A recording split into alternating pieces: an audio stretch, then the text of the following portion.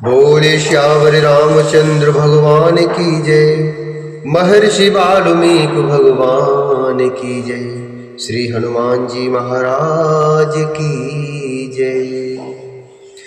श्रीमद् वाल्मीकि रामायण के अयोध्या कांड के 45वें सर्ग में आज हम प्रवेश करेंगे और जिसमें वर्णन है श्री राम का पूर्ववासियों से भरत और महाराज दशरथ के प्रति प्रेम भाव रखने का अनुरोध करते हुए लौट जाने के लिए कहना, नगर के वृद्ध ब्राह्मणों का श्री राम से लौट चलने के लिए आग्रह करना तथा उन सब के साथ श्री राम का तमसा तट पर पहुंचना।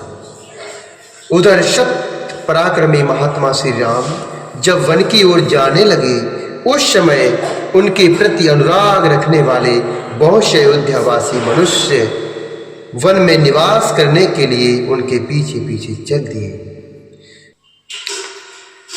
अनुरक्ता महात्मानं रामं शक्ति पराक्रमम् अनुजग्मुः प्रियांतं तं वनवासाय मानवः। अनुजग्मुः प्रियांतामितं वनवासाय मानवा। निवर्तते अतीव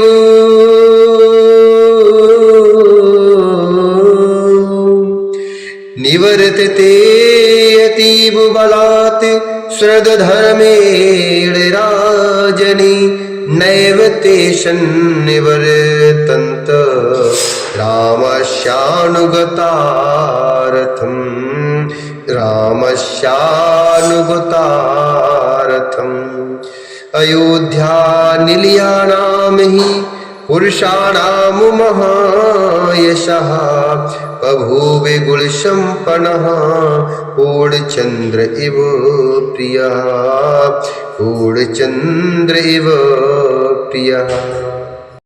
उधर शत पराक्रमी महात्मा श्री राम जब वन की ओर जाने लगे, उस समय उनके प्रति अनुराग रखने वाले बहुत से अयोध्यावासी लोग वन में निवास करने के लिए उनके पीछे पीछे चल दिए। जिसके जल्दी लौटने की कामना की जाए उस स्वजन को दूर तक नहीं पहुंचाना चाहिए इत्यादि रूप से बताए गए सुहृद के धर्म के अनुसार जब राजा दशरथ बलपूर्वक लौटा दिए गए, तब जो भी श्री राम के रथ के पीछे पीछे लगे हुए थे वे अयोध्यावासी अपने घर की ओर नहीं लौटे, क्योंकि अयोध्यावासी पुरुषों के लिए सद्गुण संपन्न महायशस्वी श्री राम पूर्ण चंद्रमा के समान प्रिय हो गए थे। उन प्रजाजनों ने श्री राम से घर लौट चलने की बहुत प्रार्थना की, बहुत बात की, किंतु वे पिता के सत्य की रक्षा करने के लिए वन की ओर ही बढ़ते गए। वे प्रजाजनों को इस प्रकार स्नेह भरी दृष्टि से देख रहे थे मानो नेत्रों से उन्हें पी रही हो। उस समय श्री राम ने अपने संतान के समान प्रिय उन प्रजाजनों से स्नेह पूर्वक कहा, हे अयोध्यावासियों, अयोध्या निवासियों को मेरे प्रति जो प्रेम और आदर है वह मेरी ही प्रसन्नता के लिए भरत के प्रति और अधिक रूप में होना चाहिए। वह मेरी ही प्रसन्नता के लिए भरत के प्रति और अधिक रूप में होनी ही चाहिए। जितना आप मुझसे स्नेह करते हैं उससे कहीं ज़्यादा स्नेह भरत के लिए भी होना चाहिए। उनका चरित्र बड़ा ही सुंदर और सबका कल्याण करने वाला है। शाही कल्याण चारित्र कैकेयी नंदवर्धन करिष्यति यथावद वह प्रियाणि च हितानि च। उनका चरित्र बड़ा ही सुंदर और सबका कल्याण करने वाला है। कैकेयी का आनंद बढ़ाने वाले भरत आप लोगों को यथावत प्रिय और हित करेंगे। आप लोगों का यथावत प्रिय और हित ही करेंगे। वे अवस्था में छोटे होने पर भी ज्ञान में बहुत बड़े हैं।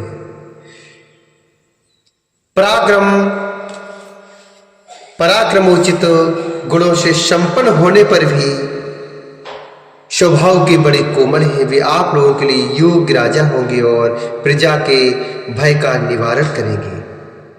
वे मुझसे भी अधिक राजोचित गुणों से युक्त हैं। वे मुझसे भी बहुत अधिक बढ़कर राजोचित गुणों से युक्त हैं। इसीलिए महाराज ने उन्हें युवराज बनाने का निश्चय किया था।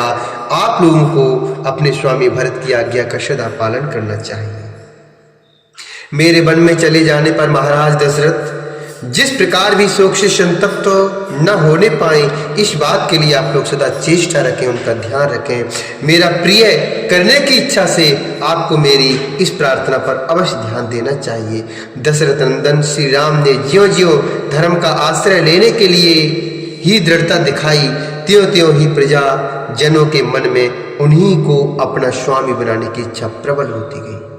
समस्त प्रवासी अत्यंत दीन होकर आंसू बहा रहे थे और लक्ष्मण सहित श्री राम मानो अपने गुड़ों में बांधकर उन्हें खींचे लिए जा रहे थे। उनमें बहुत से ब्राह्मण थे जो ज्ञान, अवस्था और तपोबल तीनों ही दृष्टियों से बड़े थे। वृद्धावस्था के कारण कितनों के तो सिर कांप रहे थे। वे दूर से ही इस प्रकार बोले, अरे ओ तेज चलने वाले अच्छी जाति के घोड़ों, तुम बड़े वेगशाली हो और श्री राम को वन की ओर लिए जा रहे हो। लौटो, अपने स्वामी के हितैषी बनो, तुम्हें वन में नहीं जाना चाहिए। यो तो सभी प्राणियों के कान होते हैं, परंतु घोड़ों के कान बड़े होते हैं। था तुम्हें हमारी याचना का ज्ञान तो हो ही गया होगा, इसलिए घर की ओर लौट चलो। तुम्हारे स्वामी श्री राम शुद्धात्मा, वीर और उत्तम व्रत का दृढ़ता से पालन करने वाले हैं, अतः तुम्हें इनका उपवहन करना चाहिए। उन्हें बाहर से नगर के समीप ले चलना चाहिए। नगर से वन की ओर इनका अपवहन करना, इन्हें ले जाना तुम्हारे लिए कदापि उचित नहीं है।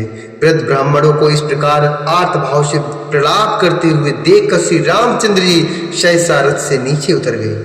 वे सीता और लक्ष्मण के साथ पैदल ही चलने लगे। ब्राह्मणों का साथ न छूटे, इसी के लिए वे अपना पैर बहुत निकट रखते थे, लंबे डग से नहीं चलते थे। वन में पहुंचना ही उनकी यात्रा का परम लक्ष्य था। श्री रामचंद्र जी के चरित्र में वात्सल गुण की प्रधानता थी, उनकी दृष्टि में दया भरी हुई थी। इसलिए वे रथ के द्वारा चलकर उन पैदल चलने वाले ब्राह्मणों को पीछे छोड़ने का प्रयास अर्थात छोड़ने का साहस न कर सके। इसलिए वे रथ के द्वारा चलकर उन पैदल चलने वाले ब्राह्मणों को पीछे छोड़ने का साहस न कर सके। श्री राम को अब भी वन की ओर ही जाते हुए देखकर वे ब्राह्मण मन ही मन घबरा उठे और अत्यंत संतप्त होकर उनसे इस प्रकार बोले, हे रघुनंदन राम, तुम ब्राह्मणों के हितैषी हो, इसी से यह सारा ब्राह्मण समाज तुम्हारे पीछे पीछे चल रहा है। इन ब्राह्मणों के कंधों पर चढ़कर अग्निदेव भी तुम्हारा अनुसरण कर रहे हैं। वर्षा बीतने पर शरद ऋतु में दिखाई देने वाले सफेद बादलों के समान हमारे इन श्वेत छत्रों की ओर देखो, जो तुम्हारे पीछे पीछे चल पड़े हैं। ये हमें वाजपेयी यज्ञ में प्राप्त हुए थे।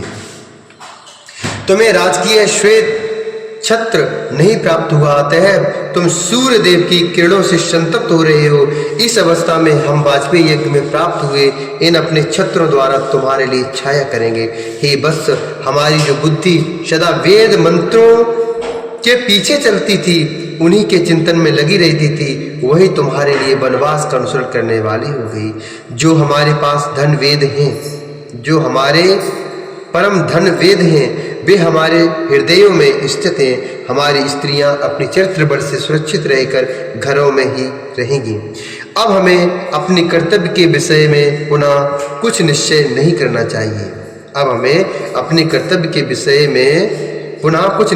करना चाहिए। हमने तुम्हारे साथ जाने के विचार स्थिर कर लिया है, तो भी हमें इतना अवश्य कहना है कि जब तुम ही ब्राह्मण की आज्ञा के पालन रूपी धर्म की ओर से निरपेक्ष हो जाओगे, तब दूसरा कौन प्राणी धर्म मार्ग पर स्थित रह सकेगा। सदाचार का पोषण करने वाले ही श्री राम, याचितो नो निवर्त्स्व हंस शुक्ल शिरोरुहे शिरोरुभि निभृताचार महीपति न पांशुले, महीपतो न पांशुले। हे सदाचार का पोषण करने वाले ही श्री राम, हमारे सिर के बाल पककर हंस के समान सफेद हो गए हैं और पृथ्वी पर पड़कर साष्टांग प्रणाम करने से इनमें धूल भर गई है। हम अपने ऐसे मस्तकों को झुकाकर तुमसे याचना करते हैं कि तुम घर को लौट चलो। वे तत्वज्ञ ब्राह्मण यह जानते थे कि श्री राम साक्षात भगवान विष्णु हैं, इसलिए उनका श्री राम के प्रति प्रणाम करना दोष की बात नहीं है। इतने पर भी जब श्री राम नहीं रुके तब वे ब्राह्मण बोले, हे वत्सो, जो लोग यहाँ आए हैं इनमें बहुत से ऐसे ब्राह्मण हैं जिन्होंने यज्ञ आरंभ कर दिया है। अब इनके यज्ञों की समाप्ति तुम्हारे लौटने पर ही निर्भर है। संसार के स्थावर और जंगम सभी प्राणी तुम्हारे प्रति भक्ति रखते हैं, वे सब तुमसे लौट चलने की प्रार्थना कर रहे हैं। अपने उन भक्तों पर तुम अपना स्नेह दिखाओ। ये वृक्ष अपनी जड़ों के कारण अत्यंत वेगहीन है, इसी से तुम्हारे पीछे नहीं चल सकते, परंतु वायु के वेग से इनमें जो सनसनाहट पैदा होती है उनके द्वारा ये ऊंचे वृक्ष मानो तुम्हें पुकार रहे हैं, तुमसे लौट चलने की प्रार्थना कर रहे हैं, बात कह रहे हैं। जो सब प्रकार की चेष्टा छोड़ चुके हैं, चारा चुगने के लिए भी कहीं उड़कर नहीं जाते हैं और निश्चित रूप से वृक्ष के एक स्थान पर ही पड़े रहते हैं। वे पक्षी भी तुमसे लौट चलने के लिए प्रार्थना कर रहे हैं, क्योंकि तुम समस्त प्राणियों पर कृपा करने वाले हो। इस प्रकार श्री राम से लौटने के लिए पुकार मचाते हुए उन ब्राह्मणों पर मानो कृपा करने के लिए मार्ग में तमसा नदी दिखाई दी। इस प्रकार श्री राम से लौटने के लिए पुकार मचाते हुए उन ब्राह्मणों पर मानो कृपा करने के लिए मार्ग में तमसा नदी दिखाई दी, जो अपने त्रियक प्रवाह अर्थात तिरछी धारा से रघुनाथ जी को रोकती हुई सी प्रतीत होती थी। वहां पहुंचने पर सुमंत्र ने भी थके हुए घोड़ों को शीघ्र ही रथ से खोलकर उन सबको टहलाया, फिर पानी पिलाया और नहलाया। तत्पश्चात तमसा के निकट ही चरने के लिए छोड़ दिया। इत्यादि श्रीमद् रामायणे वाल्मीकि आदि काव्य अयोध्या कांडे 45 सर्गा। इस प्रकार श्री वाल्मीकि रामायण आदि काव्य अयोध्या कांड में 45वां सर्ग पूरा हुआ। बोल श्यावर रामचंद्र भगवान की जय, श्री हरि नारायण भगवान की जय।